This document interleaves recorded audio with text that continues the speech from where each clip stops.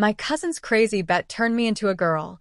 My name's Ethan, and I'm a 19-year-old college student juggling the usual chaos of classes, friends, and the occasional life crisis. I'm not one to seek out drama. If anything, I prefer to fly under the radar.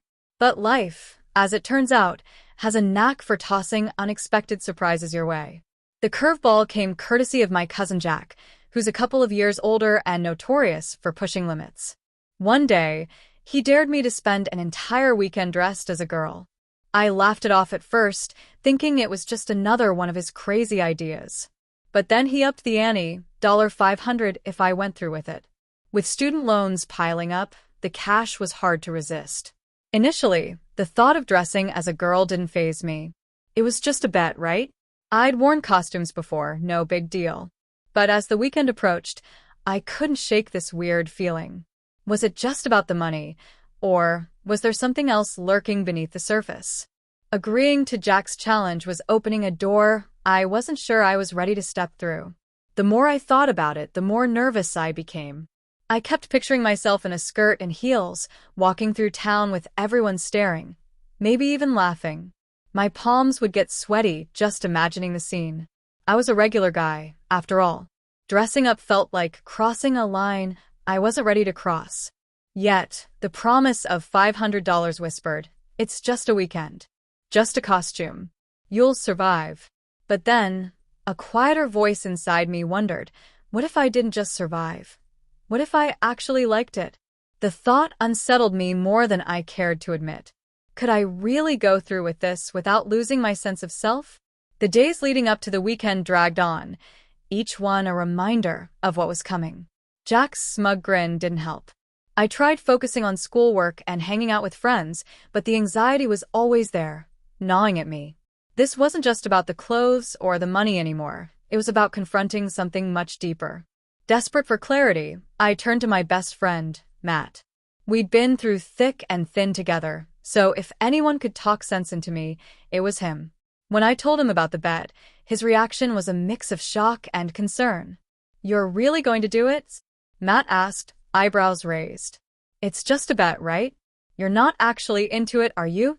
His question hit me like a freight train. Was I into it? I didn't know. "No," I replied quickly, forcing a laugh. "It's just a dare. I'm not going to like it or anything. It's just for the money." Matt gave me a long, searching look. "Ethan, if it doesn't feel right, you don't have to do it. No one's forcing you." But it did feel like I was being forced by my financial situation, by Jack's taunts, and by this strange curiosity I couldn't quite name. Matt's words stuck with me, though. Was I really doing this just for the money, or was there something else I needed to confront? Later that night, I found myself staring at my reflection, lost in thought. The swirl of emotions, fear, excitement, shame, curiosity, was overwhelming. How would I feel when I finally put on the clothes? Would it just be a silly bet, or would it awaken something deeper? A message from Jack broke my reverie. "Ready for the weekend, cousin?" I stared at the screen, heart pounding. Was I ready? I wasn't sure. But one thing was certain. There was no turning back now. The bet started off as a joke, something to break the monotony, a silly dare that didn't mean much. But there was a strange twist in the back of my mind, a whisper that suggested this was more than just about winning $500. What if it wasn't a joke at all? What if it was about proving something to myself? About pushing past my limits and seeing if I could pull off the whole weekend, heels, skirt, makeup, and all, without losing who I was? What if, in the process, I ended up discovering something I wasn't ready to find? I stood there, staring at my reflection in the mirror, the uncertainty growing in my chest. What if this was more than just wearing a costume? What if it changed me in ways I couldn't control? What if it turned into something I couldn't walk away from, something that would make me question everything about myself? My pulse quickened, and I took a long breath, trying to center myself. I could still turn back, right? This could still be just a silly weekend, just a stupid bet. But as I looked at myself in the mirror, I knew deep down this was more than just playing dress up. Something inside me was awakening, and I didn't know if I was ready for it. The fear crawled up my spine, but so did a strange sense of curiosity. Could I really do it? Could I handle it? I glanced at my phone, my fingers trembling as I typed my reply to Jack. Let's do this. I'm in. It was done. I had no idea what was coming, but there was no turning back now. The morning of the bet was a blur of nerves. I couldn't eat. My stomach was in knots. Every part of me was screaming that this was wrong, but the thrill of the unknown was far stronger. What was I even doing? The plan had seemed simple enough when Jack first suggested it. Dress up as a girl for the weekend, then laugh it off.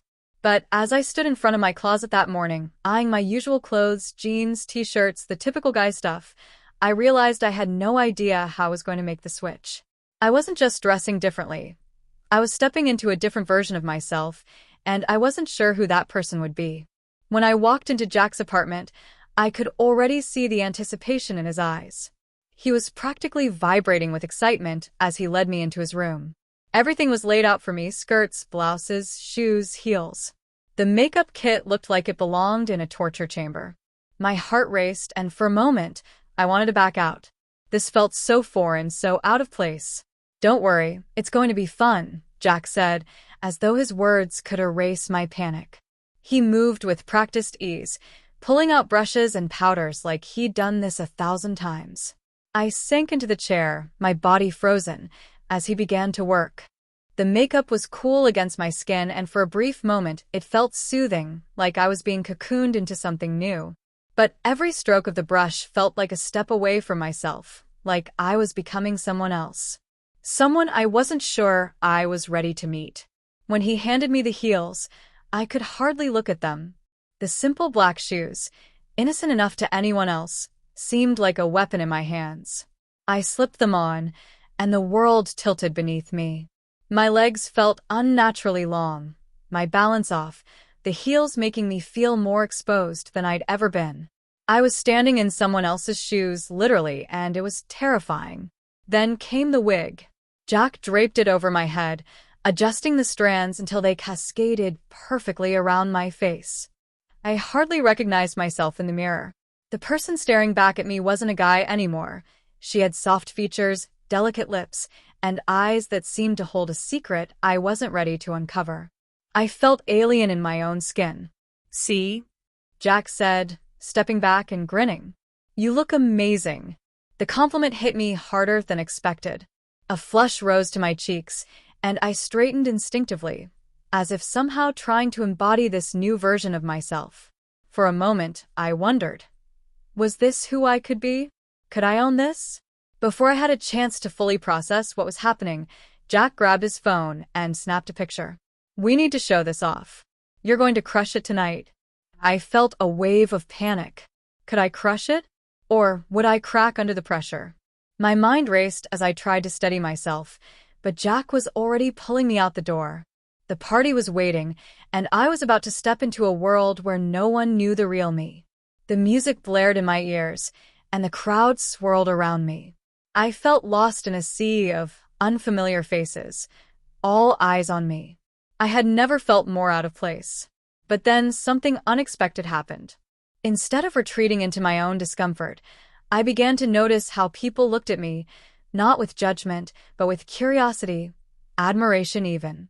Jack was there, beaming with pride, and for a fleeting moment, I wondered if he could see the inner turmoil I was trying so hard to hide. Was I pulling it off? Was I playing the part well enough? Or was I simply pretending? As the night stretched on, I couldn't answer those questions. All I knew was that the world felt different now. My reflection, my identity, everything had shifted, and I wasn't sure what part of me was still the same. The bet wasn't just about clothes. It was about confronting myself. And as the night unfolded, I realized I was no longer just playing a part. I was becoming part of something else, something I couldn't quite define. Something I wasn't sure I wanted to understand. The heels were unbearable. Every step sent a sharp pain shooting through my feet, and I feared I'd lose my balance and fall flat in front of the crowd.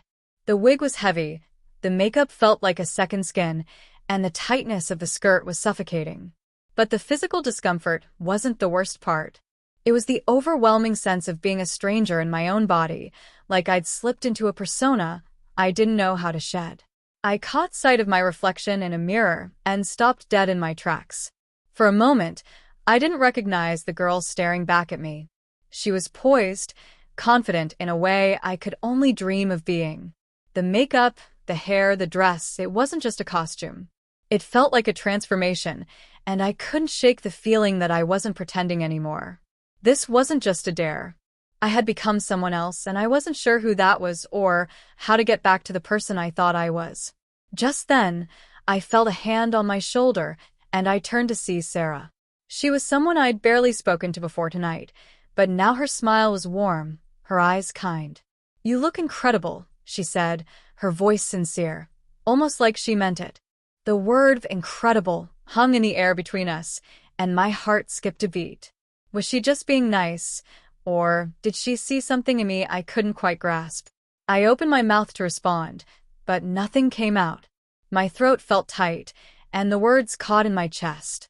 I wanted to laugh it off, to dismiss it as nothing, but the weight of her words hit me harder than I expected. This wasn't just about a bet anymore. The question burned in my mind. Who am I really? Sarah tilted her head, her eyes locking onto mine. "You're really good at this," she said, her gaze never wavering. And in that moment, something inside me cracked open.